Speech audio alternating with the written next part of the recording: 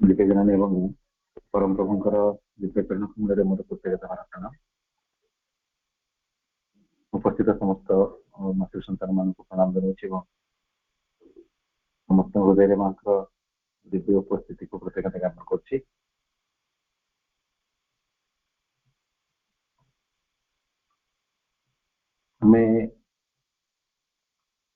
समर्पण संपर्क में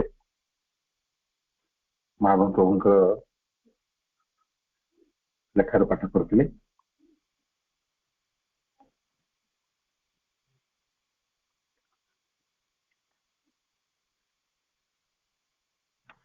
खाली माँ प्रभुंकर जो बाणी आम पाठ कर केवल पढ़ी नौ आम आज नुआ अध्ययन कर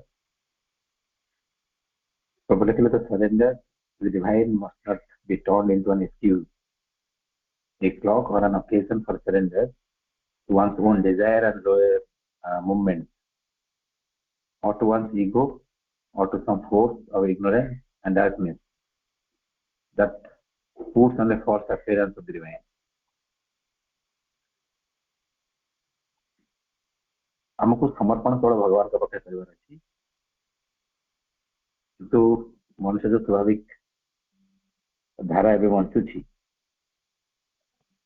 मनुष्य निजर कामना वासना और निम्न प्रवृत्ति पाखे अहंकार पाखे अनेक अज्ञान शक्ति मान पाखे समर्पित अवस्था अच्छी आम से विषय आलोचना करते किपरि जड़े निजर डिजायर और लोअर मूवमेंट द्वारा इन्फ्लुएंस हुए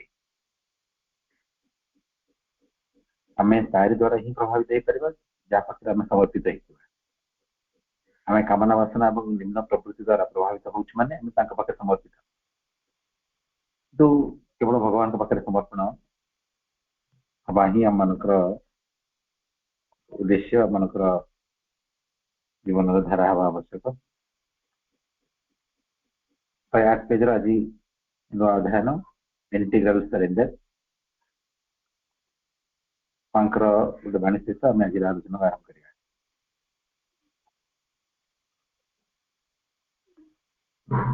in the integral yoga the integral life down even to the smallest detail has to be transformed to be divinized. There is nothing here that is insignificant, nothing that is indifferent. You cannot say when I am meditating, reading philosophy or listening to these conversations, I will be in this condition of an opening towards the light and call for it. But when I go out to work or see friends, I can allow myself to forget all about it.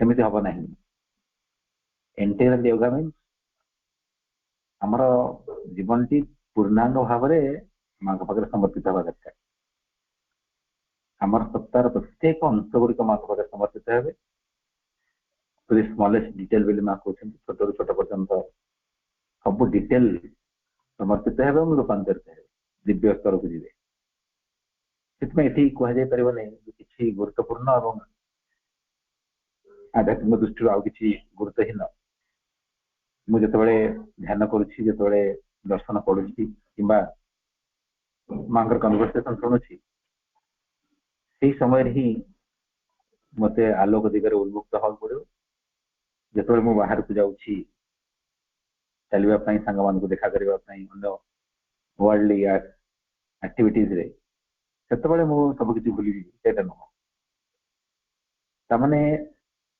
जो प्रभु जो concept कहते all life is yoga आपण समग्र जीवन को जोगयुक्त करेंगे सब सबू परिस्थिति रे जीवन प्रत्येक पार्ट रे माँ इन्फ्लुएंस रहे आप गोटे आध्यात्मिक जीवन गोटे साधारण जीवन को डिवाइड कर ना प्रार्थनार समय ध्यान समय आम कहीपर time for our spiritual practices सी फिक्स रही बाकी सब समय गुड़िक मो धारा बंची सेमती अच्छी it cannot be called as integral yoga माँ कहते there is nothing here that is insignificant nothing that is indifferent You cannot say when I am meditating, reading philosophy, or listening to these conversations, I will be in this condition of an opening towards the light and call for it. But when I go out to work or see friends, I can allow myself to forget all about it. ସେ କଥା ନୁହଁ। ଯେତେବେଳେ ମୁଁ ଧ୍ୟାନ କରୁଛି, ପାଠଚକ୍ରରେ ବସିଛି, ମାଙ୍କର ଲେଖା ପଢୁଛି, ମତେ ସେଇ ସମୟରେ ହିଁ ଆଲୋକ ଦିଗରେ ଉନ୍ମୁକ୍ତ ହବାର ଅଛି, ଆଲୋକକୁ ଆହ୍ୱାନ କରିବାର ଅଛି। ବାକି ସମୟ ମୁଁ ତାକୁ ଭୁଲିଗଲେ ଚଳିବ। ଆମେ ଆହୁରି ସହଜ ଭାବରେ କଥାକୁ ବୁଝିବା। କୋଉ ସମୟରେ ମୁଁ ମାଙ୍କୁ ମନେ ପକେଇବି? ପାଠଚକ୍ର ସମୟରେ, ସମାଧି ମନ୍ଦିରରେ, ଖାଇଲା ବେଳେ, ଶୋଇଲା ବେଳେ, ବ୍ୟାୟାମ କଲା ବେଳେ, ସ୍ନାନ ଶୌଚ ଆଦି କରିବା ସମୟରେ, ସାଙ୍ଗମାନଙ୍କ ସହିତ ଥିବା ସମୟରେ, ମଜଲିସ୍ ସମୟରେ, ସେତେବେଳେ I have to forget। ଯଦି ଏମିତି କରାଯିବ ତାହେଲେ ଆକୁ ଆମେ ସ୍ପିରିଚୁଆଲିଟି କେବେ ବି କହିପାରିବାନି, ଆଟଲିଷ୍ଟ ଇଣ୍ଟିଗ୍ରାଲ ୟୋଗା ତ କେବେ ବି କୁହାଯାଇ ପାରିବନି। ତାମାନେ ଆମେ ଲାଇଫର ଗୋଟେ ପାର୍ଟକୁ ହିଁ ମାଙ୍କ ସହିତ କନେକ୍ଟ କରୁଛେ, କିନ୍ତୁ ଏଠି ଆମର our surrender should be integral, must be integral. ସବୁ ପାର୍ଟ ଗୁଡ଼ିକ ଡିଭିଡାଇଜ ହେବେ, ସବୁ ପାର୍ଟ ଗୁଡ଼ିକ ଟ୍ରାନ୍ସଫର୍ମ ହେବେ। ସେଥିପାଇଁ ଜୀବନ ପ୍ରତ୍ୟେକ ପରିସ୍ଥିତିରେ ଆପଣଙ୍କୁ ଓପନିଂଟାକୁ ପ୍ରାକ୍ଟିସ କରିବାକୁ ପଡ଼ିବ। ଏହାର ସବୁ ପ୍ରାକ୍ଟିକାଲ ଦିଗ ରହିଛି, ଆମେ ଏ ସମ୍ପର୍କରେ ତ ବହୁତ ଡିଟେଲ ଡିସ୍କସନ କରିଛେ ବି। ପ୍ରତ୍ୟେକ ମୁହୂର୍ତ୍ତରେ ମତେ ମାଙ୍କୁ ସ୍ମରଣ କରିବାକୁ ପଡ଼ିବ। କିଛି ଆଧ୍ୟାତ୍ମିକ ଓ ଅଣଆଧ୍ୟାତ୍ମିକତା ମଧ୍ୟରେ ପାର୍ଥକ୍ୟ ଆମେ ଯୋଉ ନିଜ ମନର ଅନୁସାରେ ବିଭକ୍ତ କରିଦଉଛୁ, ସେଟା ଠିକ ନୁହେଁ। ତାପରେ ପ୍ରଭୁଙ୍କର ଗୋଟେ ମେସେଜ,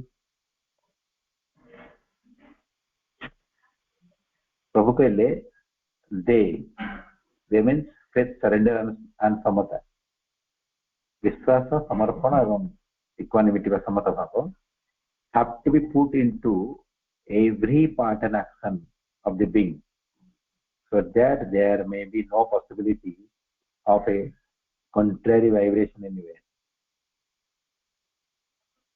ମା ଏବଂ ପ୍ରଭୁଙ୍କର ଏ ବାଣୀ ଗୁଡ଼ିକ ପଢିଲା ବେଳେ ଆମକୁ ଗୋଟାଏ କଥା ଶିଖିବା ପାଇଁ ମିଳୁଛି।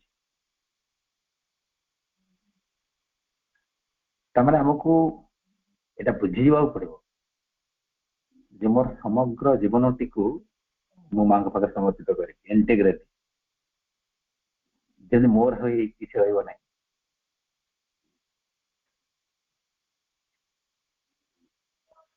ଯଦି ମୁଁ ଲାଇଫକୁ ଡିଭାଇଡ କରିବି, ଲାଇଫକୁ ଆଧ୍ୟାତ୍ମିକ ଅଣଆଧ୍ୟାତ୍ମିକ ବା ମାଙ୍କର ଗୋଟେ ପାର୍ଟ, ବାକି ପାର୍ଟ ମୋର, ମୋ ଅହଙ୍କାରର ଏମିତି କରିକି ରଖିବି, ତାହେଲେ ମୋ ମା କଣ କରିବେ? ମା ମୋ ଲାଇଫ ଭିତରେ ପାର୍ଟଲି ଏଣ୍ଟର କରିବେ ଏବଂ ବାକି ସମୟ ତକ ଅନ୍ୟ ଶକ୍ତି ମାନଙ୍କର ଖେଳା ଚାଲିବ। ସେଥିରେ ହବ କଣ? ପ୍ରଭୁ ଏକଥା ବି ମା ପୁସ୍ତକରେ କହିଛନ୍ତି ଯେ ଆମେ ଗୋଟିଏ ଦିଗରେ, ଭଗବତୀଙ୍କ ଦିଗରେ ଉନ୍ମୁକ୍ତ ଥିବା ଗୋଟିଏ ପଟେ, ଅନ୍ୟ ସବୁ ଦ୍ୱାର ଗୁଡ଼ିକ ଅନ୍ୟ ଶକ୍ତି ମାନଙ୍କ ପାଇଁ ଛାଡ଼ି ଦେଇଥିବା। ସେମିତି ହେଲେ ଯୋଗ କରି ହବ ନାହିଁ। ଏଇ କନସେପ୍ଟ କଣ? ଯେମିତି ଗୋଦରା କୋଡେ ଯେତେ ମାଡେ ସେତେ। ଆମେ ମାଙ୍କର ଶକ୍ତିର ସହାୟତାରେ ଯେତିକି ପ୍ରୋଗ୍ରେସ କରୁଥିବା, ଅନ୍ୟ ଶକ୍ତି ମାନେ ଆମକୁ ସେତିକି ପଛକୁ ନେଇ ଆସିଥିବେ। ତ ଆମକୁ ଆମ ଲାଇଫକୁ ସମ୍ପୂର୍ଣ୍ଣ ଭାବରେ ମାଙ୍କ ସହିତ ସମ୍ପର୍କିତ କରେଇ ପାରିବେ ଅନ୍ୟ କୌଣସି କଣ୍ଟ୍ରାରୀ ଭାଇବ୍ରେସନର କୌଣସି ପ୍ରକାର ସୁଯୋଗ ନଥିବ। ଯେମିତି ତୁମେ ସବୁକିଛି, ପ୍ରଭୁ କହୁଛନ୍ତି ତୁମେ ସବୁକିଛି ମାଙ୍କୁ ଦେଇଦିଅ, ଯେପରି ତୁମର ଅହଙ୍କାର ପାଇଁ ଆଉ କିଛି ଦେବା ପାଇଁ ନଥିବ। ଆମେ ଆମର ଲାଇଫର ଯୋଉ ଏକ୍ସପିରିଏନ୍ସେସ୍ ଅଛି, ଆମେ ତାକୁ ଅନୁଭବ କଲେ କଥାଟିକୁ ବୁଝିପାରିବା, ଅବଜର୍ଭ କଲେ କଥାଟିକୁ ବୁଝିପାରିବା।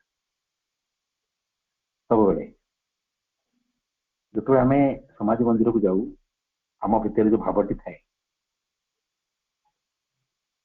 ଯୋଉ ସିରିୟସନେସ୍ ଥାଏ, ବିଶେଷ କରି ଅକେଜନରେ, ବିଭିନ୍ନ ଅକେଜନରେ, ଦର୍ଶନ ଡେ ମାନଙ୍କରେ, ନିଜର ଜନ୍ମଦିନରେ ଯେତିକି ସିରିୟସନେସ୍ ସମାଜ ମନ୍ଦିର ଭିତରେ ଥାଏ, ଆମେ ଖାଇବା ସମୟରେ ସେତିକି ଶୁଦ୍ଧ ଭାବ ଭିତରେ ରହିକି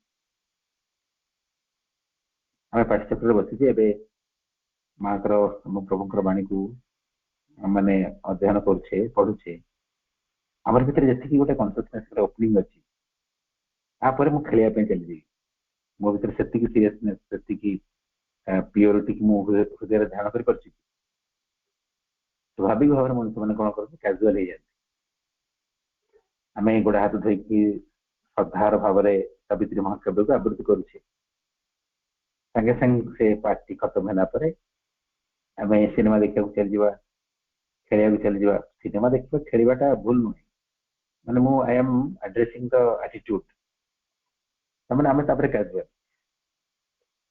जमी खेलले हम जमी बुलिले हम माने खाद्य जो मनोभाव खाई चलो because these are not the spiritual practices आम एमती कैजुअल हो जाए सावित्री महाकाव्य पढ़ला बेलू वी आर सीरियस समाज मंदिर गला बेलू वी आर सीरियस कारण आम मन ये पर्यटन ही बुझी दीज आर स्पिरिचुअल थिंग्स एवं अन्य सब जिन गुड़िक हूँ साधारण कमन ह्यूमन एक्टिविटी हेल्ले कौन हम जो जी अंश आम अहंकार आम निजस्व प्लानिंग भितर रही अंश माँ प्रभाव मुक्त विरोधी शक्ति मानकर सेगुड़िक हम आम सत्ता मध्य को प्रवेश करने गोटे गोटे द्वार तो सब बेले आम आगू जाऊँ पचक आस गोटे पेंडुलम पर झुलुवा गोटे स्टडी प्रोग्रेस कष्ट हम से प्रभु कहले तुम विश्वास समर्पण और क्षमता भाव प्रत्येक स्थान रखा पड़े they have to be put into every part and action of the being so that there may be no possibility of a contrary vibration anywhere तो सब समय आम विश्वास धरी पारू समर्पण प्रत्येक मुहूर्त प्रत्येक कर्म को आम कर अन्य शक्ति मान संभावना नथिबो प्रवेश करने आम जानूवा partly surrender can be called as surrender एवं सेटा फ्रुटफुल भी नुह केबे भी फलप्रद नुह बाबाजी महाराज ये कथा को निज धारा आलोचना कर आपण ठंडा रोग मेडिसिन खाऊे सेपटे दही पखाड़ खाऊे भल हम भल हम मेडिसिन इनइफेक्टिव आम काली जो कंडीशंस कथा आलोचना करते it can be called as condition of surrender एटा को आम सरेंडर सत्य भी कहीपर समर्पण हवा मान प्रत्येक मुहूर्त माँ को स्मरण करा पड़े आम एक्टिविटीज को कैटेगोरी कर स्पिरिचुअल कैटेगोरी एक्टिविटीज यहाँ कॉमन कैटेगोरी एक्टिविटीज सेमती नुह आम जमी कह जाए आमको कह भाई आपण समाज मंदिर भितर मिछ कहीपर मत कह नाई नहीं ठीक कथा नुह कहीं माँ उपस्थित मुझे मिछ कह अच्छा आप मिछ कौट कहीपर ना मार्केट में कहीपर आई कैन मैनेज मु मार्केट में मैनेज कर मिछ कह आम जीवन स्वाभाविक धारा एमती थाए बर्तमान पाठचक्र हो गपा नहीं पार्टी करवा नहीं क्या गाड़ी करवा नहीं मंद चिंता करवा नहीं क्या प्रति असद इच्छा आने नहीं आम पाठचक्र गोटे पवित्र अनुष्ठान भितर अच्छु समाज मंदिर भितर अच्छु गोटे पवित्र वाइब्रेशन भितर अच्छु आमर साधारण लाइफ भितर हाँ वी कैन से सम लाए आम आमर कामना वासना ईर्ष्या क्रोध को सेठी प्रकाश कर because this is not spiritual atmosphere ताମାନେ ଆମେ ନିଜେ ହିଁ ଆମ ଲାଇଫର ଗୋଟେ ପାର୍ଟ କୁ ମାଙ୍କୁ ଛଡେଇକି ନେଇ ଆଣିକି ରଖିଛୁ ନିଜ ପାଖରେ କିଛି ଅଂଶ ଗୋଟିଏ ଅଂଶକୁ ହିଁ ମାଙ୍କୁ ଦେଇଛୁ ସେଥିପାଇଁ ଆମ ସରେଣ୍ଡର ଫ୍ରୁଟଫୁଲ ହେଇପାରିବନି और surrender conditions means every part को हमको मां के पाखरे ऑफर करया पड़बो एवरी सिचुएशन को ऑफर करया पड़बो एवं मां भी जो शर्तटी मां कहछन्ती हमें प्रभुंकर से नियम समस्त जानिछे जे behave as if mother was looking at you because she is indeed always present इपरि व्यवहार करे जे मां तुमको देखुछन्ती आमे जो मां हमको देखुछन्ती बोली व्यवहार करबा केतबेले करबा किछि निर्दिष्ट समय रे ना सब बेले हमको से प्रैक्टिस को सब बेले करिया पड़े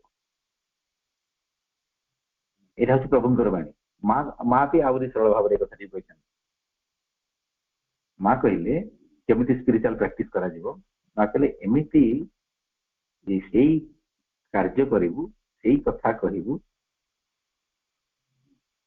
ମାନେ ସେପରି ଚିନ୍ତା କରିବୁ ଯୋଉ କଥା, ଯୋଉ କାର୍ଯ୍ୟ, ଯୋଉ ଚିନ୍ତା ଗୁଡିକ ତୁ ମୋର ଉପସ୍ଥିତିରେ କରିପାରିବୁ।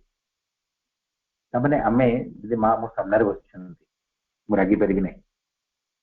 ମା ଯଦି ମୋ ସାମ୍ନାରେ ବସିଛନ୍ତି, ମୁଁ ମିଛ କହିପାରିବି ନାହିଁ।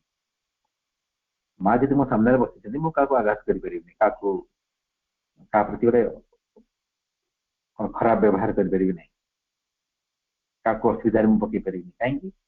Because mother is in front of ଅସ୍।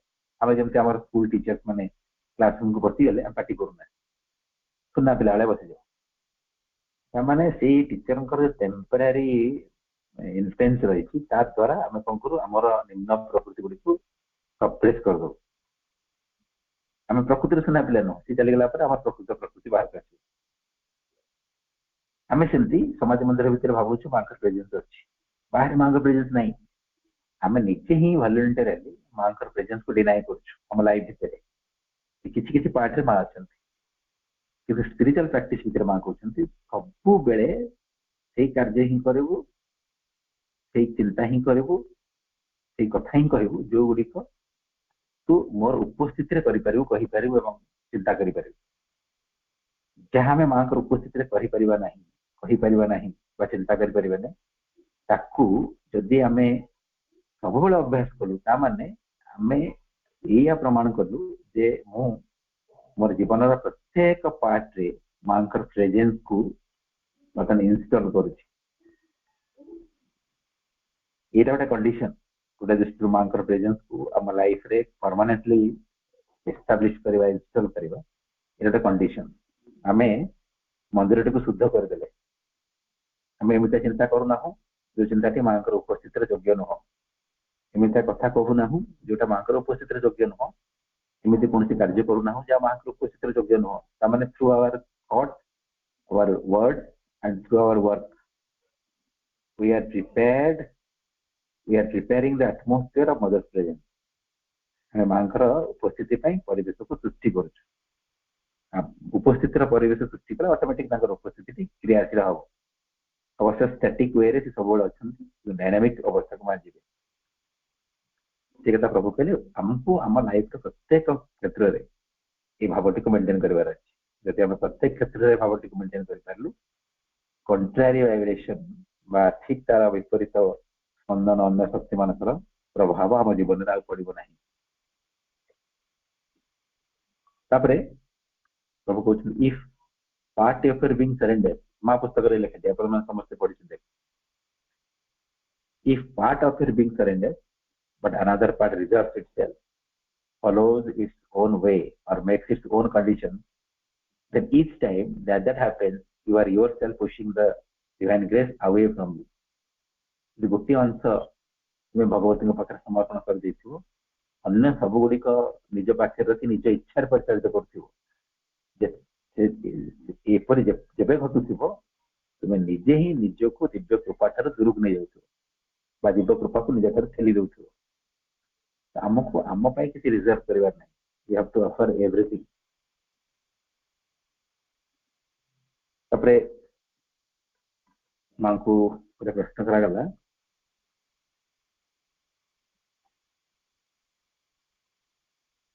how to persuade the recalcitrant and apart of our nature to surrender। जो माने जो सत्ता माने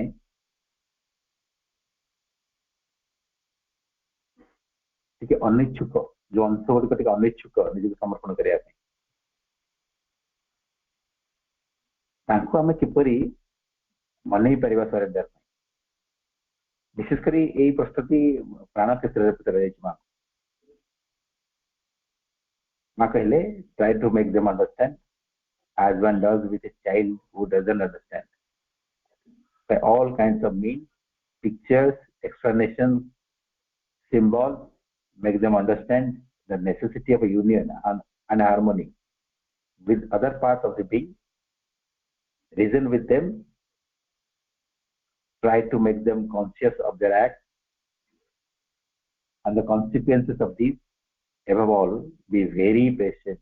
Do not tire of repeating the same thing. ଯେମିତି ଗୋଟେ ଛୋଟ ଶିଶୁକୁ ଅବୋଧ ଶିଶୁକୁ ବୁଝାଯାଏ ବିଭିନ୍ନ ପ୍ରକାର ଛବିକୁ ଦେଖେଇକି ବିଭିନ୍ନ ପ୍ରକାର ଗପ ଛଳରେ ବର୍ଣ୍ଣନା କରିକି ବିଭିନ୍ନ ପ୍ରତୀକାତ୍ମକ କାହାଣୀ କହି କହି ଯେମିତି ଗୋଟେ କୁନି ପିଲାଟିକୁ ବୁଝାଯାଏ ସେମିତି ଆମେ ଆମର ସେ ଅବୁଝା ସତ୍ତା ମାନଙ୍କୁ ବୁଝେଇବା ତାଙ୍କୁ ବୁଝେଇବା ଯେ ମାଙ୍କ ସହିତ ସମ୍ପର୍କିତ ହେଲେ କଣ ହୁଏ ମାଙ୍କ ସହିତ ସଂଗତିପୂର୍ଣ୍ଣ ଭାବରେ ଜୀବନ ବଞ୍ଚିଲେ କଣ ତାର ଲାଭ ମିଳେ ତାକୁ ଲଜିକାଲି ବୁଝେଇବା ତାକୁ ସଚେତନ କରିବା ପାଇଁ ଚେଷ୍ଟା କରିବା ଯଦି ଆମେ ମାତୃ ଚେତନା ପାଖରେ ନିଜକୁ ସମର୍ପିତ କରୁ ତାହେଲେ ତାର କନସିକ୍ୱେନ୍ସେସ୍ କଣ ହବ ତାର ପରିଣାମଟି କଣ ଆମ ଜୀବନରେ ପଡିବ ଆମେ ତାକୁ ବୁଝେଇବା କିନ୍ତୁ ଗୋଟେ କଣ୍ଡିସନ ସେଠି ମା କହୁଛନ୍ତି ଯେ ଆମକୁ ବହୁତ ଧୈର୍ଯ୍ୟଶୀଳ ହେବାକୁ ପଡିବ ସେମାନେ ଯେପର୍ଯ୍ୟନ୍ତ ନ ବୁଝିଛନ୍ତି ଆମର ବୁଝେଇ ଚାଲିବାରେ ସେମିତି ଆମେ ଲାଗି ରହିଥିବା ରିପିଟେଡଲି ଆମେ ତାଙ୍କୁ ବୁଝଉଥିବା ତ କେମିତି ବୁଝେଇବା ପ୍ରାକ୍ଟିକାଲି କେମିତି ପ୍ରାକ୍ଟିସ କରିବା ଏଠି ଆମମାନଙ୍କର ସେଲ୍ଫ ଅବଜର୍ଭେସନ ବହୁତ କାମ କରିବ ଆମେ ଯେତେବେଳେ ନିଜକୁ ଅବଜର୍ଭ କରୁଥିବା ଆମେ ନିଜେ ଫିଲ୍ କରିବା ଆମ ସତ୍ତା ଭିତରେ କିଛି କିଛି ଅଂଶ ଅଛନ୍ତି ଯୋଉମାନେ ନିଜ ଇଚ୍ଛାରେ ପରିଚାଳିତ ହେବା ପାଇଁ ଇଚ୍ଛା କରୁଛନ୍ତି ଆମେ ଏଟାକୁ କ୍ଲିୟରଲି ବୁଝିପାରିବା ସ୍ପଷ୍ଟ ଭାବରେ ବୁଝିପାରିବା ଯେମିତି ଆମ ଭିତରେ ସମ୍ମାନ ଆଶା କିଏ କରେ ଆମର ଆତ୍ମା ନା ଆମର ଅହଙ୍କାର ଆମ ଭିତରେ କିଏ ଅପମାନିତ ବୋଧ କରେ କାହାକୁ ଅପମାନିତ କିଏ ଅପମାନିତ ହେଇଯାଏ କୌଣସି ବ୍ୟକ୍ତିଙ୍କର ବ୍ୟବହାରରେ ଆମର ଆତ୍ମା ନା ଆମର ଅହଙ୍କାର ଆମେ ଯେତେବେଳେ ଲାଇଫକୁ ଅବଜର୍ଭ କରୁଛୁ ଆମେ ବୁଝିପାରିବା ନା ମୁଁ ସମ୍ମାନିତ ହଉଛି ମାନେ ମୋର ଅହଙ୍କାରଟି ସମ୍ମାନିତ ହଉଛି ସେ ଜାଗାରେ ଆମେ କଣ କରୁ ଆମେ ତାର ସପକ୍ଷରେ ଛିଡା ହେଇ ଯୋଉ ବ୍ୟକ୍ତିଟି ଆମକୁ ସମ୍ମାନ ଦେଇନାହିଁ ଆମେ ତା ବିରୁଦ୍ଧରେ ଗପୁ ଯେ ମୁଁ ଆସିଲି ମତେ ସମସ୍ତେ ଦେଖିଲେ କେହି ପଚାରିଲେନି ଟିକେ କେୟାର କଲେନି ସମ୍ମାନ ଦେଲେନି ଆମ ଭିତରେ ଅଭିମାନ ଆସିଯାଏ ତ ସେ ଜାଗାରେ ଆମେ କେମିତି ପ୍ରାକ୍ଟିସ କରିବା ଆମେ ସେ ଜାଗାରେ ସେଇ ପାର୍ଟକୁ ବୁଝେଇବା ଯେ ତୁ କାହିଁକି ସମ୍ମାନ ଆଶା କରୁଛୁ ଆତ୍ମା ତ ସମ୍ମାନ ଅସମ୍ମାନର ବହୁତ ଉର୍ଦ୍ଧ୍ୱରେ ତୁ ସମ୍ମାନ ନ ପାଇଲେ କାହିଁକି ଦୁଃଖୀ ହଉଛୁ ଏଇଟା ତ ଏମିତି ଦୁଃଖୀ ହବା ତ ଅହଙ୍କାର କାର୍ଯ୍ୟ ତାମାନେ ତୁ ଏଇ ଅଂଶଟି ତୁ ମାଙ୍କ ପାଖରେ ସମର୍ପିତ ନୁହଁ ଆମେ ତାକୁ ବୁଝେଇବା ଦେଖ ଏପରି ଆଉ କାହା ଦ୍ୱାରା ଅପମାନିତ ହେଇକି ଦୁଃଖୀ ହବା ଅପେକ୍ଷା ତୁ ମାଙ୍କ ଆଡକୁ କାହିଁକି ନିଜକୁ ଟିକେ ଉନ୍ମୁକ୍ତ କରୁନୁ ଦେଖ mother is there mother light is there her love and her grace is there ଆମେ ଏମିତି ବୁଝେଇବା ନିଜକୁ ଆମେ ଯୋଉ କହୁଛୁ ନିଜର ପାର୍ଟ ମାନଙ୍କୁ ବୁଝେଇବା ତାମାନେ ସେ ପାର୍ଟ ଗୁଡିକ କୋଉଠି ଅଛନ୍ତି ଆମର ଭିତରେ ଅଛନ୍ତି ନା ଆମେ ନିଜେ ନିଜ ସହିତ କଥା ହେବା ନିଜେ ନିଜକୁ କାଉନସିଲିଂ କରିବା ବୁଝେଇବା ନିଜକୁ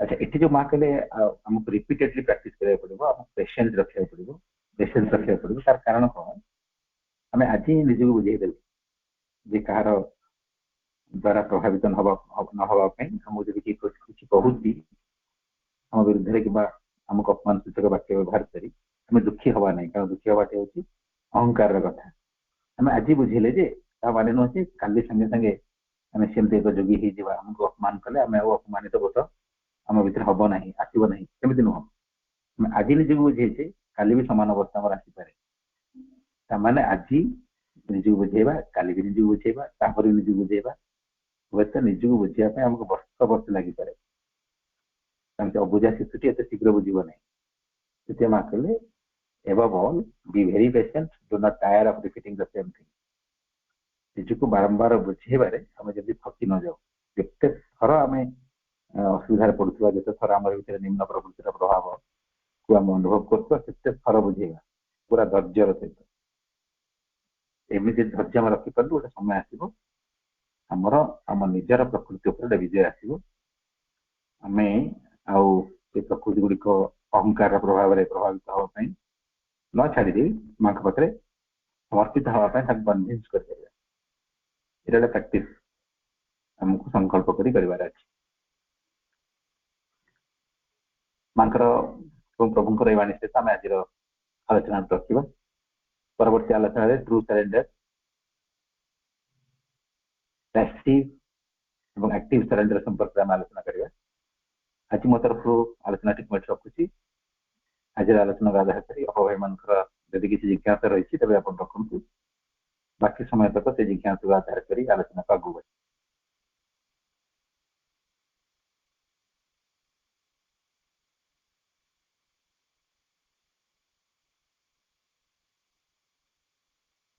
भाई वंदे मातरम।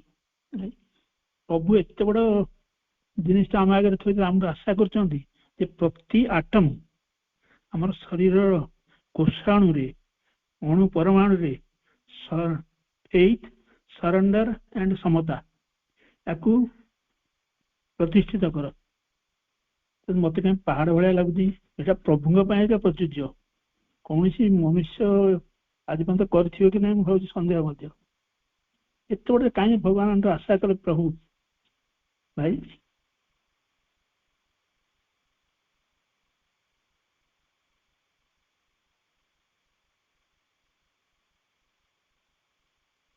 भाई गोटे अनेस्ट कथा जब आम बुझा चेष्टा करवा आपण भितर जहाँ प्रभु कहले ता हो उठार इच्छा निश्चित अच्छी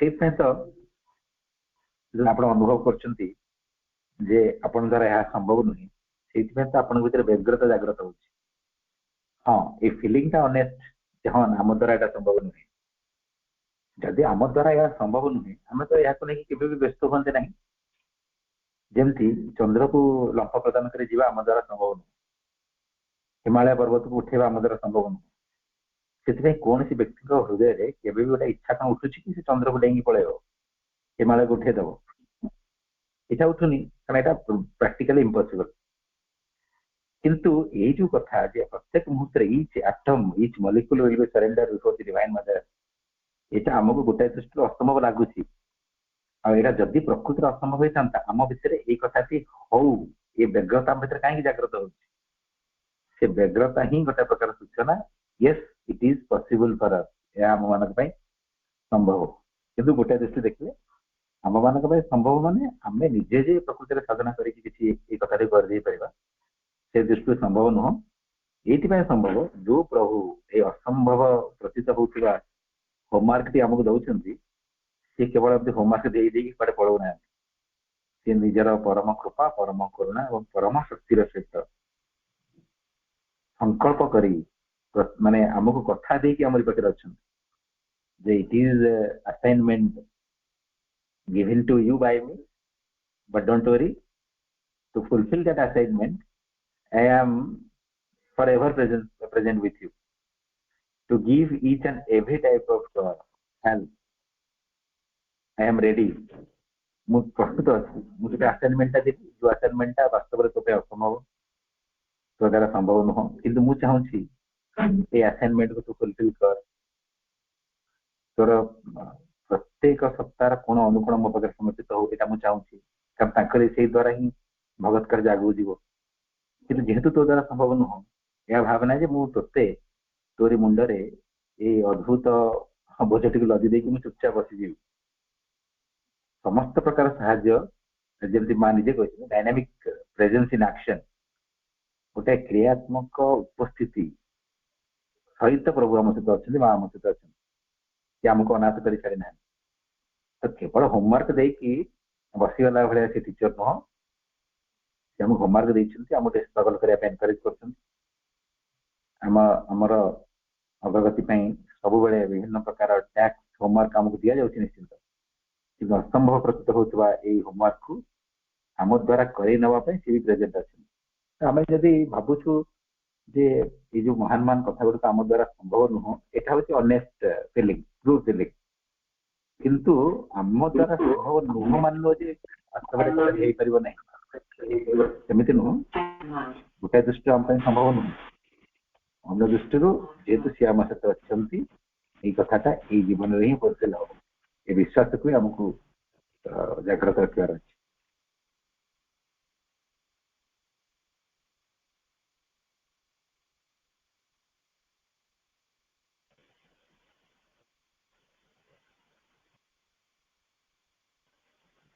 प्रणाम भाई ମୋର ପ୍ରଶ୍ନଟି ବୋଧେ ଆମର ଆଲୋଚନା ବାହାରେ ହେଇପାରେ, କିନ୍ତୁ ମୁଁ ଏଇ ମାନେ ଜାଣିବାକୁ ଚାହୁଁଛି ପ୍ରତ୍ୟାଖ୍ୟାନ ଆଉ ପରିହାର ମଧ୍ୟରେ ଦିଟା ଯାକ ଶବ୍ଦ ଏକା ପ୍ରକାର ନା ଅଲଗା ଅଲଗା? କଣ କଣ ପ୍ରତ୍ୟାଖ୍ୟାନ ଆଉ ପରିହାର?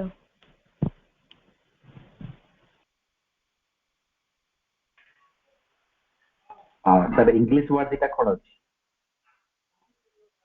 ରିଜେକ୍ସନ ଆଣ୍ଡ ଆଉ ଭାଇ ମୁଁ ପରିହାର ଶବ୍ଦଟା ଆମର ଯୁଗର ଜିଜ୍ଞାସାର ଜଣେ ପ୍ରଶ୍ନର ଉତ୍ତରରେ ଭାଇ ଲେଖିଥିଲେ, ତ ସେଇ ଜିନିଷଟା ପଢିଥିଲେ। ପ୍ରତ୍ୟାଖ୍ୟାନଟା ମାଙ୍କ ବହିରେ ପଢିଥିଲେ। ନାଇଁ, ପ୍ରତ୍ୟାଖ୍ୟାନ ଆଉ ପରିହାର ତ ଭିନ୍ନ ଭିନ୍ନ କଥା। ସେଟା ସେ ଯୋଉ ପ୍ରଶ୍ନଟା ମୁଁ ପଢିଲି, ଠିକ ଅଛି, ସେ ପ୍ରଶ୍ନଟା ମୁଁ ପଢିବି, ଆଉ ମତେ ଟିକେ ପଠେଇଦେବୁ, ମୁଁ ପଢିଲା ପରେ ଆମେ ତାପରେ ଆଲୋଚନା କରିବା। ପେଜ ନମ୍ବରଟା ପଠେଇଦେଲେ ହବ।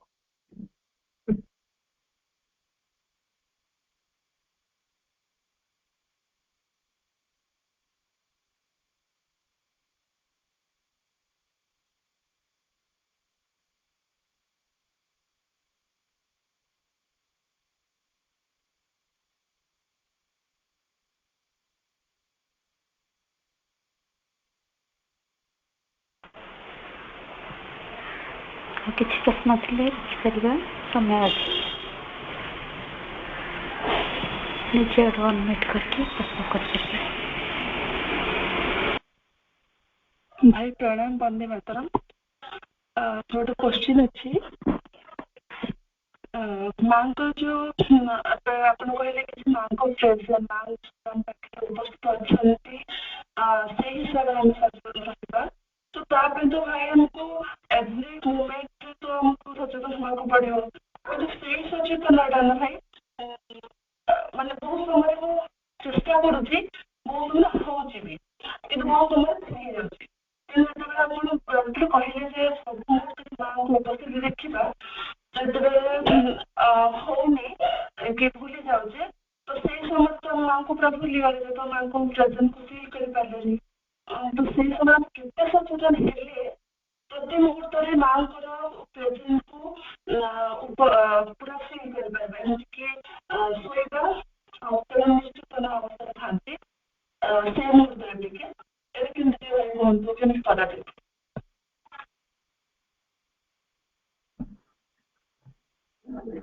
ସ୍ମରଣ ରଖିବାଟା, ମାଙ୍କୁ ସ୍ମରଣ ରଖିବାଟା ହଉଛି ଗୋଟେ ପ୍ରକାର, ଆମେ ଭାବିବା ଗୋଟେ ପ୍ରକାର ୱେ ଯାହାଦ୍ୱାରା ଆମେ ମାଙ୍କର ଇନଫ୍ଲୁଏନ୍ସ ରେ ରହୁ।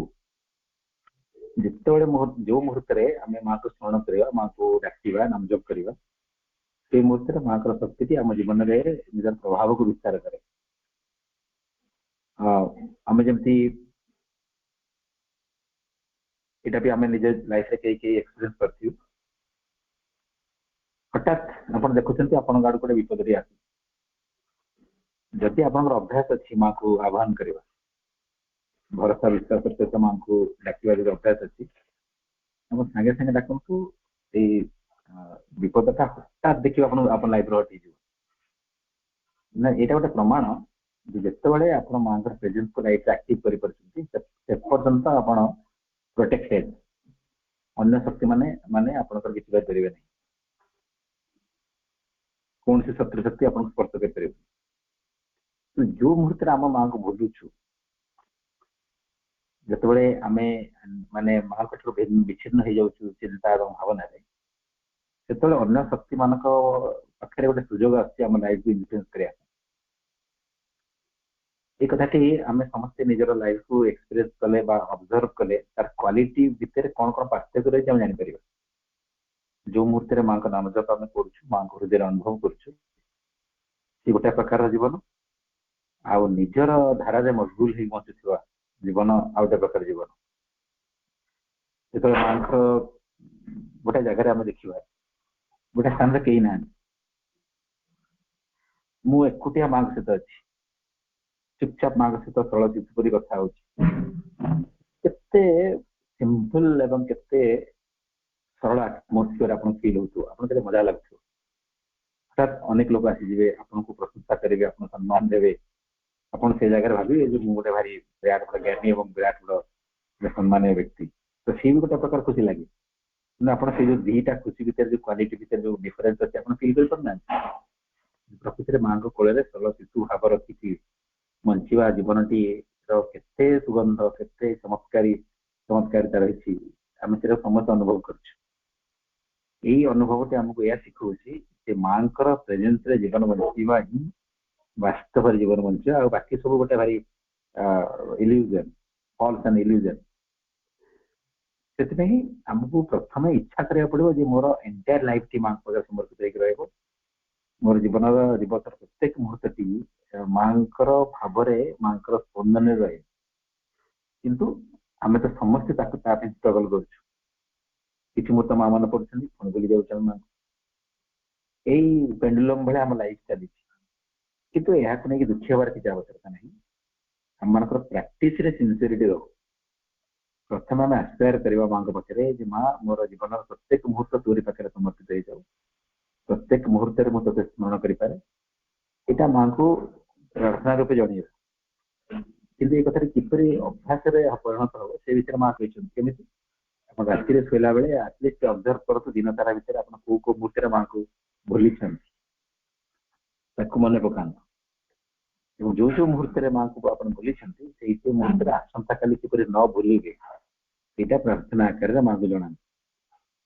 ଯେମିତି ମାସେ 2 ମାସ 6 ମାସ ବର୍ଷେ ପ୍ରାକ୍ଟିସ କଲା ପରେ ପରେ ଧୀରେ ଧୀରେ ଆପଣ ଅନୁଭବ କରିବେ ଯେ ଆଗରୁ କଣ ହଉଥିଲା, ଆପଣ ଦିନ ସାରା ଭିତରେ ମାଙ୍କୁ 2 ଘଣ୍ଟା ମନେ ରଖୁଥିଲେ, 23 ଘଣ୍ଟା ଭୁଲି ଯାଉଥିଲେ। ତାପରେ 4 ଘଣ୍ଟା ମନେ ରଖିବେ, 5 ଘଣ୍ଟା 10 ଘଣ୍ଟା ମନେ ରଖିବେ, 13 ଘଣ୍ଟା ଭୁଲିବେ। ଶେଷକୁ ପୁରା 50-50%। ମାଙ୍କୁ 12 ଘଣ୍ଟା ମନେ ରଖିପାରିବେ, 12 ଘଣ୍ଟା ଭୁଲିବେ। ତାପରେ ନେକ୍ସଟ ଆହୁରି ବଢିବ, ମାଙ୍କୁ ସ୍ମରଣ ରଖିବାର ସମୟ ବଢିବ। ଆମେ 10 ଘଣ୍ଟା ମାଙ୍କୁ ସ୍ମରଣ ରଖୁଥିବା, 14 ଘଣ୍ଟା 10 ଘଣ୍ଟା ଭୁଲି ଯାଉଥିବା। ଶେଷକୁ ଏଇ ନିଷ୍ଠାପର ପ୍ରୟାସ ମାଧ୍ୟମରେ ଏମିତି ସମୟ ଆସିବ ହଠାତ୍ ଆପଣ ପ୍ରତ୍ୟେକ ମୁହୂର୍ତ୍ତରେ ତାଙ୍କର ସ୍ମରଣ ଭିତରେ ରହିବେ। ଆଟଲିଷ୍ଟ ଯଦି ଜୀବନରେ 7-8 ଘଣ୍ଟା ବି ଆପଣ ସ୍ମରଣ ରଖିପାରିବେ, ବାକି ସମୟଟା ଇଜି ହେଇଯିବ। ବାକି ସେତିକି ସମୟ ଭିତରେ ମାଙ୍କର ଇନଫ୍ଲୁଏନ୍ସ ଏତେ ପଡିବ, ବିସ୍ମୃତ ହଉଥିବା ସମୟକୁ ଏଇ ଭାଇବ୍ରେସନଟା ଡୋମିନେଟ କରିବା ଆରମ୍ଭ କରିବ। ଆପଣ ଚାହିଁଲେ ବି ଆଉ କୌଣସି ମୁହୂର୍ତ୍ତରେ ମାଙ୍କ ଠାରୁ ବିଚ୍ଛିନ୍ନ ହେଇକି ରହିପାରିବେନି। ଏ ବିଷୟରେ ମା କହିଛନ୍ତି ଯେ ଯୋଉ ମୁହୂର୍ତ୍ତରେ ଆପଣଙ୍କର ହୃଦୟରୁ ଦିବ୍ୟ ସ୍ମରଣଟି ହଟିବ, ଆପଣ ସେ ସମୟରେ ଅଣନିଶ୍ୱାସୀ ଅନୁଭବ କରିବେ। ଇମିଡିଏଟଲି ମାଙ୍କୁ ସ୍ମରଣ କରିବା ପାଇଁ ଚେଷ୍ଟା କରିବେ, ନହେଲେ ଯେମିତି ନିଶ୍ୱାସ ବନ୍ଦ ହେଇଯିବ ସେମିତି ଲାଗିବ। ସେମିତି ଏକ ସୌଭାଗ୍ୟମୟ ଜୀବନ ଆଗକୁ ଅପେକ୍ଷା କରିଛି। ମା କହିଥିବା କଥାକୁ ଆମେ କେବଳ ଧୈର୍ଯ୍ୟର ସହିତ ନିଷ୍ଠାପର ଭାବେ ପ୍ରାକ୍ଟିସ କରିବା ୱିଥ୍ ପେସେନ୍ସ। ସମୟ ଆସିବ ନିଶ୍ଚିତ ଭାବରେ ଆମ ସମଗ୍ର ଜୀବନର ପ୍ରତ୍ୟେକ ମୁହୂର୍ତ୍ତ ଗୁଡ଼ିକ ମାଙ୍କର ସ୍ମରଣରେ ହିଁ କଟୁଥିବ, ମାଙ୍କ ଦ୍ୱାରା ସମର୍ପିତ ହେଇଥିବ, ମାଙ୍କ ପାଖରେ ମାଙ୍କର ନିର୍ଦ୍ଦେଶରେ ହିଁ ପରିଚାଳିତ ହଉଥିବ। ସେଇ ଜୀବନ ଆଗକୁ ଅଛି।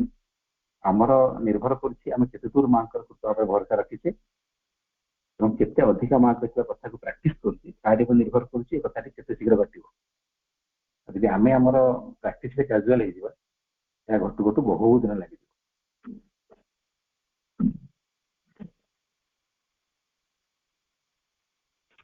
ଧନ୍ୟବାଦ।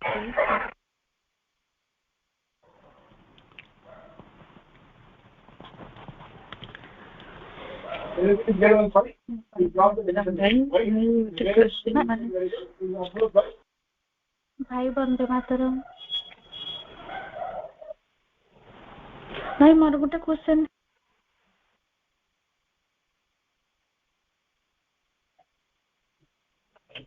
ଆଜ୍ଞା ବନ୍ଦେ ମାତରମ୍ କୁହନ୍ତୁ, ଶୁଭୁଛି କୁହନ୍ତୁ। ଆଜ୍ଞା ଭାଇ,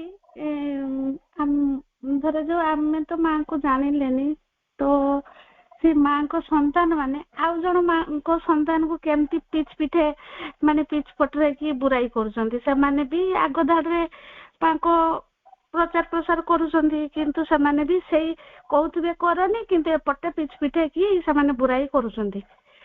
ତ ସେଇଟା ଶୁଣିଲାକୁ ବି ଟିକେ ଖରାପ ଲାଗୁଛି। ତାଙ୍କ ପ୍ରତି ଯେତିକି ଥର ଟିକେ ସମ୍ମାନ ଥିବ ବି, ହଁ ସେ ତାର କହୁ, କିନ୍ତୁ ମନରେ ରହିଛି ଏମିତି ସେ କାହିଁକି ସେମାନେ ଯେଉଁମାନେ ଜାଣିନାହାନ୍ତି, ଯେଉଁମାନେ ଜାଣିନି କାହିଁକି ପିଠେ ସେମାନେ ବୁରାଇ କରନ୍ତି।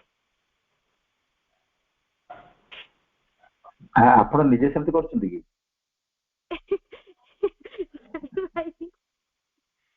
ମାନେ ଯୋଉମାନଙ୍କ କଥା ଆମେ ଶୁଣୁଛୁ ଆମେ ତାଙ୍କୁ ଫଲୋ କରୁଛୁ, ହଁ ଭଲ କରୁଛୁ, କିନ୍ତୁ ସେମାନେ ସେଠି ଗୋଟେ କଥା ତ ପିଠି ପିଛେ ଆଉ ଗୋଟେ କଥା।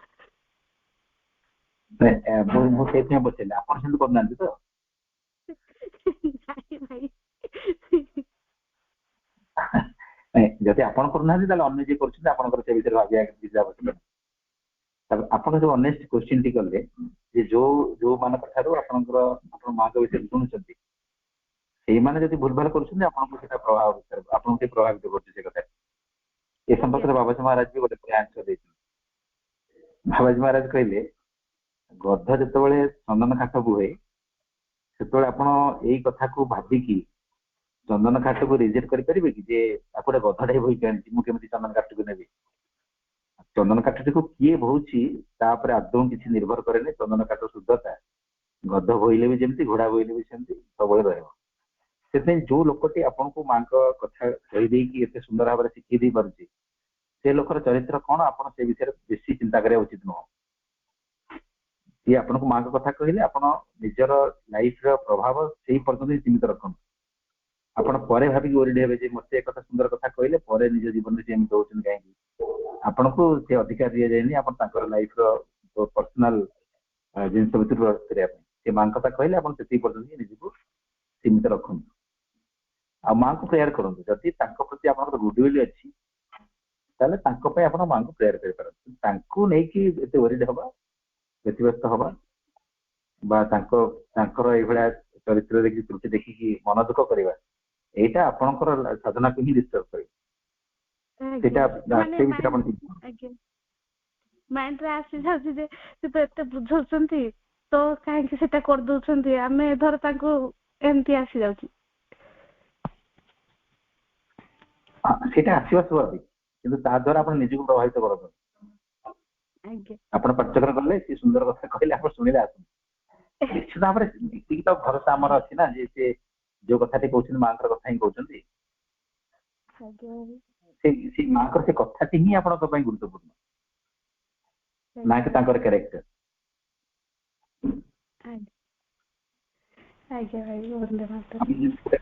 ଲାଉଡ ସ୍ପିକର, ଠିକ ଅଛି, ଲାଉଡ ସ୍ପିକର ରେ ଗୋଟେ ସୁନ୍ଦର ଗୀତଟେ ବାଜେ, ଆପଣ ସେ ଲାଉଡ ସ୍ପିକରଟି କୋଉ କମ୍ପାନୀର, ସୋନି କମ୍ପାନୀର କି ଆଉଜା କମ୍ପାନୀର କି କୋଉଥିରେ, ଆପଣ ସେଥିରେ କଣ ଯାଉଛି? ସେ ଲାଉଡ ସ୍ପିକର ବାଜୁଥିବା ଗୀତଟି ହିଁ ଆପଣଙ୍କ ପାଇଁ ଗୁରୁତ୍ୱପୂର୍ଣ୍ଣ। ତ ସେ ଲାଉଡ ସ୍ପିକର ପ୍ରାଇସ୍ କୁ ଦେଖିଲେ ଆପଣ ବେଶୀ ଡିଷ୍ଟର୍ବ ହେବେ। ସେଥିପାଇଁ ଆପଣ କେବଳ ନିଜର ଲାଇଫ ଇନଫ୍ଲୁଏନ୍ସକୁ ମାଙ୍କର ମେସେଜ ପର୍ଯ୍ୟନ୍ତ ହିଁ ସୀମିତ ରଖନ୍ତୁ। କୌଣସି ବ୍ୟକ୍ତିର କ୍ୟାରେକ୍ଟର ଦ୍ୱାରା ପ୍ରଭାବିତ ହବାଟା ସେଟା ଆମେ ଭାବିଦେବା ଏଟା ଆମର ଦୁର୍ବଳତା। ସମସ୍ତଙ୍କର ଲାଇଫର ରିସ୍କ ନିଜ ହାତରେ ଅଛି। ମୁଁ ନିଜେ ଯେମିତିଆ କାମ କରିବି ମୋର ପ୍ରୋଗ୍ରେସ ଅନୁସାରେ ଇଏ କରିବ। ତ ମୋର ଚରିତ୍ର ଆପଣଙ୍କୁ କେମିତି ପ୍ରଭାବିତ କରିବ? ଆପଣଙ୍କର ଚରିତ୍ର ଆପଣଙ୍କୁ ପ୍ରଭାବିତ କରିବ, ଆପଣଙ୍କର ଆସ୍ପିରେସନ ଦ୍ୱାରା ଆପଣ ଗ୍ରୋ କରିବେ। ତ କୌଣସି ବ୍ୟକ୍ତିର ଚରିତ୍ରରେ ତ୍ରୁଟି ଅନ୍ୟ ବ୍ୟକ୍ତିର ସାଧନାରେ କେବେ ବି ପ୍ରଭାବ ପକେଇ ପାରିବ। ସେଥିପାଇଁ ଯେହେତୁ ତାଙ୍କର ଚରିତ୍ର ଆପଣଙ୍କର ସାଧନାରେ କିଛି ପ୍ରଭାବ ପକଉନାହିଁ, ତାଙ୍କର ଚରିତ୍ର ଭିତରେ ଚିନ୍ତା କରି ବ୍ୟସ୍ତ ହବା ବି ଆପଣଙ୍କ ପାଇଁ ନିର୍ଭରତା। ଆପଣ ମାଙ୍କୁ ଆପଣଙ୍କ ଆଦର୍ଶ ଆଉ କେହି ମଣିଷ ନୁହେଁ, ଆପଣଙ୍କର ଗୁରୁ କୌଣସି ମଣିଷ ନୁହେଁ, ଆପଣଙ୍କର ଗୁରୁ ହଉଛନ୍ତି ମା ଏବଂ ପ୍ରଭୁ। ଆପଣଙ୍କର ପଥ ନିର୍ଦ୍ଦେଶକ ହଉଛନ୍ତି ତାଙ୍କର ବାଣୀ। ତ ଯଦି ଆପଣ ନିଜେ ପଢିଛନ୍ତି ଭଲ, ଯଦି ଅନ୍ୟ କୌଣସି ବ୍ୟକ୍ତି ଠାରୁ ସେ ବାଣୀଟି ଶୁଣି ଦଉଛନ୍ତି ତ ଆପଣ ତାଙ୍କ ପ୍ରତି ଥ୍ୟାଙ୍କଫୁଲ ହେଇଯାନ୍ତୁ ସେ ଦୃଷ୍ଟିରୁ କି ହଁ ଯାହା ହଉ ତାଙ୍କଠାରୁ ମୁଁ ବାଣୀଟି ଶୁଣିଗଲି। ଏବଂ ସିଏ ପର୍ସନାଲ ଲାଇଫରେ କଣ ସେଇଟା ଆପଣଙ୍କର ଲୁକ୍ ଆଉଟ୍ ନୁହଁ, ଆପଣ ତା ଉପରେ ଫୋକସ କରିକି ନିଜକୁ ଡିଷ୍ଟର୍ବ କରନ୍ତୁ ନାହିଁ।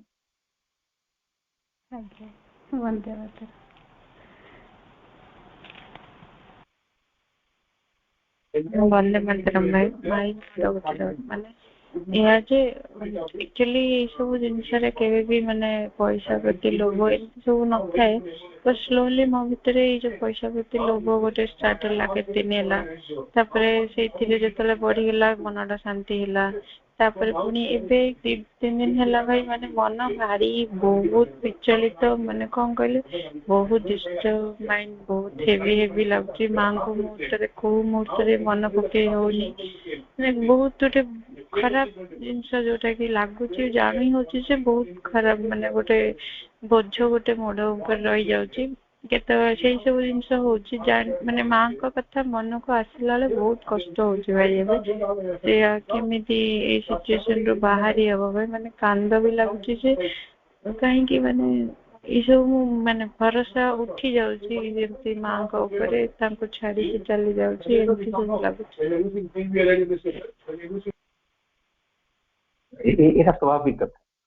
ଏ ବିଷୟରେ ମା କହିଛନ୍ତି ଯେ ଆମର କନସିୟସନେସ୍ ଗୋଟେ ଷ୍ଟେଡି ପ୍ରୋଗ୍ରେସ କେବେ କରେନି। ତ ଗୋଟେ ସମୟରେ କନସିୟସନେସ୍ ପ୍ରୋଗ୍ରେସ କରିବ, ମଝିରେ ଯୋଉ ପ୍ରୋଗ୍ରେସ କୁ ସେ ଗେନ୍ କରିଥାଏ ତାକୁ ଆକ୍ୟୁମୁଲେଟ୍ କରିବା ପାଇଁ କିଛି କିଛି ସମୟ ସେ ଅପେକ୍ଷା କରେ, ଯେମିତି ହଜମ କରିବା ପାଇଁ। ଆମେ କଣ ସବୁବେଳେ ଦୌଡ଼ି ପାରିବା? ଦୌଡ଼ି ଦୌଡ଼ି ଥକିଯିବା, କିଛି ସମୟ ବିଶ୍ରାମ କରିବା, ବିଶ୍ରାମ କରି ଉଠିଲା ପରେ ପୁଣି ଦୌଡ଼ିବା। ତ କନସିୟସନେସ୍ ପ୍ରୋଗ୍ରେସ କରୁଥିବା ସମୟରେ କିଛି ସମୟ ଆକ୍ୟୁମୁଲେସନ ପାଇଁ ସମୟ ନିଏ ଏବଂ ସେଇ ସମୟଟି ସବୁ କିଛି ବନ୍ଦ ହେଇଯାଏ। ଆମକୁ ଲାଗେ ଯେମିତି ମୋର ସାଧନା ବନ୍ଦ ହେଇଗଲା, ମୁଁ ବୋଧେ ମାଙ୍କଠୁ ଦୂରକୁ ପଳେଇଲି। ମା ସେଇଟା ଫ୍ୟାକ୍ଟ ନୁହଁ। ତ କିନ୍ତୁ ସେଇ ଜାଗାରେ କଣ ଆପଣ କରିବେ? ସେଇ ଜାଗାରେ ଆପଣ ଚୁପଚାପ ବସିବେ, ବେଶୀ ବ୍ୟସ୍ତ ହେବେନି, କ୍ୱାଇଟଲି ବସିବେ। ଯେତେବେଳେ ଆପଣଙ୍କ ପ୍ରୋଗ୍ରେସ ଟି ହଜମ ହେଇଯିବ, ଆକ୍ୟୁମୁଲେଟ୍ ହେଇଯିବ, ପୁଣି ନୂଆ ଉତ୍ସାହର ସହିତ ଆପଣ ପ୍ରୋଗ୍ରେସ ପୁଣି ଆରମ୍ଭ ହବ। କିନ୍ତୁ ତାକୁ ସେଇ ଅବସ୍ଥାକୁ ନେଇକି ଦୁଃଖୀ ହେବା କିଛି ଦରକାର ନାହିଁ। ଆମେ ଏଇ ସମୟରେ କେବଳ ଆପଣ କ୍ୱାଇଟଲି ମାଙ୍କ ନାମ ଜପ କରନ୍ତୁ, ଆପଣଙ୍କ ଅବସ୍ଥା ସମ୍ପର୍କରେ ମାଙ୍କୁ ଜଣାନ୍ତୁ, ପ୍ରାର୍ଥନା କରନ୍ତୁ। ଆଉ ଯାହା ଯାହା ଦୁର୍ବଳତା କଥା ବିଷୟରେ ଆପଣ କହିଲେ, ସେ ଦୁର୍ବଳତା ଗୁଡ଼ିକୁ ବି ମାଙ୍କୁ ଜଣାନ୍ତୁ ଏବଂ ଧୈର୍ଯ୍ୟର ସହିତ ଅପେକ୍ଷା କରନ୍ତୁ। ପୂର୍ବ ଅବସ୍ଥା ଆହୁରି ସୁନ୍ଦର ଭାବରେ ଆସିବ ଆଗକୁ। ଏଇଟା ଆପଣଙ୍କର ଜୀବନରେ ନୁହଁ, ଏଇଟା ସମସ୍ତଙ୍କ ଜୀବନରେ ହୁଏ। ଏଠି ଯେତେ ବି ଅଛନ୍ତି ସମସ୍ତେ ଏଇ ଅନୁଭବ କରିଥିବେ। ମଝିରେ ମଝିରେ ଗୋଟେ ଦିନ ଆସିବ, ଗୋଟେ ସମୟ ଆସିବ, ମାସ ମାସ ମାଙ୍କର ବହି ପଢି ଚାଲିଥିବ। ଯେତେବେଳେ ସମୟ ମିଳିଲା ଆମେ ପଢୁଥିବା, ପୁଣି ଗୋଟେ ସମୟ ଆସିବ ସବୁ କିଛି ବନ୍ଦ ହେଇଯିବ। ସେଇଟା ଗୋଟେ ପ୍ରୋଗ୍ରେସ ର ମାନେ ବିପରୀତ ନୁହଁ। ଆମେ ଗୁଳାଏ ଖାଇଦେଲୁ ତ ହଜମ କରିବା ପାଇଁ ସମୟ ଦରକାର। ପୁଣି ଯେତେବେଳେ କିଛି ଦିନ ପର୍ଯ୍ୟନ୍ତ ଆମେ ଅପେକ୍ଷା କଲା ପରେ ଡାଇଜେସନ ହେଇଯିବ, ଆକ୍ୟୁମୁଲେଟ୍ ହେଇଯିବ, ପୁଣି ପୁନର୍ବାର ସେ ଉତ୍ସାହ ଫେରି ଆସିବ। ଏଇଟା କୌଣସି ଭୁଲ ଅବସ୍ଥା ନୁହଁ। ଏଇ ଅବସ୍ଥାରେ ମା କହିଛନ୍ତି ଶାନ୍ତ ରହିକି କେବଳ ଉଚ୍ଚତମ ଶକ୍ତିକୁ ଆହ୍ୱାନ କରିବେ, ଧୈର୍ଯ୍ୟର ସହିତ ଭଲ ଅବସ୍ଥାକୁ ଅପେକ୍ଷା କରିବେ। ଦୁଃଖୀ ହେବା, ବ୍ୟସ୍ତ ହେବା କିଛି ଆବଶ୍ୟକତା ନାହିଁ।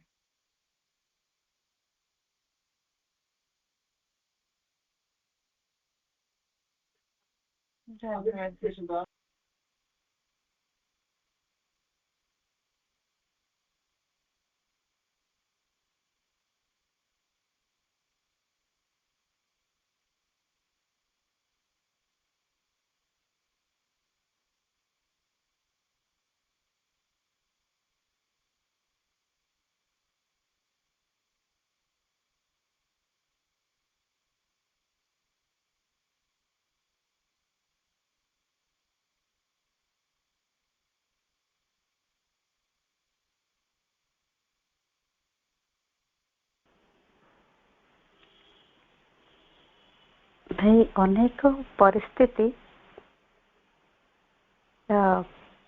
ଦୁଇଟି କଥାରୁ ଘଟେ ବୋଲି ଶୁଣିପାରିଛୁ ବା ବୁଝିଛୁ ଯେ ସମର୍ପଣର ଅଭାବ ଯୋଗୁଁ କିଛି କଥା ଜୀବନରେ ଘଟିଥାଏ ଏବଂ ବେଳେ ବେଳେ ମା ସେ ପରିସ୍ଥିତି ଦେଇକି ନେବା ପାଇଁ ଚାହାନ୍ତି, କାରଣ ସେଥିରେ ସୋଲ୍ ଏକ୍ସପିରିଏନ୍ସ ନେଇଥାଏ। ତ ଏ ଦୁଇଟା ଯାକ କଥାରେ ଆମେ ତାର ସମୀକ୍ଷା ଯେତେବେଳେ କରିବା, ତ କେମିତି ଜାଣିପାରିବା ଯେ ମୋ ପାଇଁ ଆସୁଥିବା ପରିସ୍ଥିତି ଗୁଡ଼ିକ କୋଉ କାରଣରୁ ଆସୁଛି? ନା ସେଟା ଜାଣିବା କିଛି ଆବଶ୍ୟକ ନାହିଁ? ଆପଣ ପ୍ରଶ୍ନର ଶେଷ ଭାଗରେ ଉତ୍ତରଟି ଦେଇଦେଲା ଯେ ଯିଏ ସମର୍ପିତ ସେ ନିଜ ଜୀବନକୁ ନେଇ କାହିଁ ଭାବିବ? ସେ ହିଁ ନିଜର ଜୀବନକୁ ନେଇ ବେଶୀ ବ୍ୟସ୍ତ ହୁଏ, ଯାହାର ସମର୍ପଣ ସମ୍ପୂର୍ଣ୍ଣ ହେଇନଥାଏ। ଆମେ ଯଦି ସମର୍ପିତ ହେଇଯିବା ହଉଛି ଆମର ଲକ୍ଷ୍ୟ, ଆମେ ଯାହା ପାଖରେ ସମର୍ପିତ ହେଇଯାଇଛୁ ସିଏ ଆମକୁ କେମିତି ଅଙ୍କା ବଙ୍କା ରାସ୍ତାରେ ନବ, ଟ୍ରେନରେ ନବ କି ଫ୍ଲାଇଟରେ ନବ କି ଚଲେଇ ନବ, after all it is her duty not our. ଆମର କାମ ହଉଛି ଆମେ ସମର୍ପିତ ହେଇଗଲୁ, ଆମ କାମ ତାକୁ ଆମେ ଆମ ନିଜକୁ ଦେଇଦେଲୁ। ବର୍ତ୍ତମାନ ତାର ରେସ୍ପନ୍ସିବିଲିଟି କି ଆମକୁ କୋଉ ଭଳିଆ ଏକ୍ସପିରିଏନ୍ସ ନେଇକି ଆଗକୁ ଯିବ। କାରଣ ଆମେ ମାନେ ଆମର ନିଜର ଚେତନାର ସ୍ତର ସମ୍ପର୍କରେ ଅବଗତ ନୁହଁ। ଆମର ଚେତନାଟା ସର୍ବୋତ୍ତମ ଭାବରେ କୋଉ ଧାରାରେ ଅଗ୍ରଗତି କରିପାରିବ କୌଣସି ମଣିଷ କଥା ଜାଣିନାହାନ୍ତି। ସେଇଥିପାଇଁ ତ ସମର୍ପଣର ଆବଶ୍ୟକତା ରହିଛି ନା। ତ ମୁଁ ସମର୍ପିତ ହେଇଗଲା ପରେ ମୋ ପାଇଁ ଯାହା ସର୍ବୋତ୍ତମ ତା ମା କରିବି। ସେଥିପାଇଁ ମୋ ଜୀବନ ଧାରାଟି କୋଉ ପଟେ ଯାଉଛି, ଭୁଲ କି ଠିକ, से भितर मु कहीं व्यस्त हेबी आ सब बेले आमको कृतज्ञतार सहित परिस्थिति को ग्रहण करना होगा जैसे माँ कहले be grateful towards your all ordeal निजर समस्त प्रकार अग्नि परीक्षा प्रति आम ग्रेटफुल हवा कारण they are the shortest way towards the aim लक्ष्य पाखे पहुंचा शॉर्टेस्ट वे सेटा माँ डिसाइड कर माँ जानते मुझे सर्टकट देकी जीवी बोली सी सृष्टि कर ऑडियल टा तो मत केवल मुझे समर्पित हो मत केवल ग्रेटफुल हवा पड़ो मुझे विचार करी ना ठीक है कि नहीं भूल है माँ एमती कहीं सेमती नहीं भल होता मैंने बहुत समर्पित है नहीं आम समर्पित हो माने आम सब क्वेश्चन कर अधिकार छड़े नहीं आम आ कहीं क्वेश्चन करवा आम तो विश्वास सहित कोल चुपचाप बसवा जे जहाँ सर्वोत्तम सी करू आम निज लाइफ को लेकिन अननेसेसरी कॉम्प्लिकेशन क्रिएट करने किसी आवश्यकता नहीं जे समर्पित तो समर्पित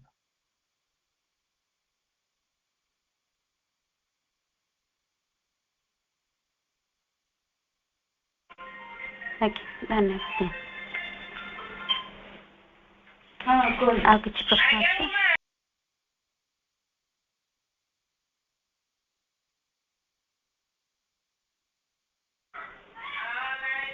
बताइए किसी प्रश्न आसुनी भाई ये रखा आज्ञा आज्ञा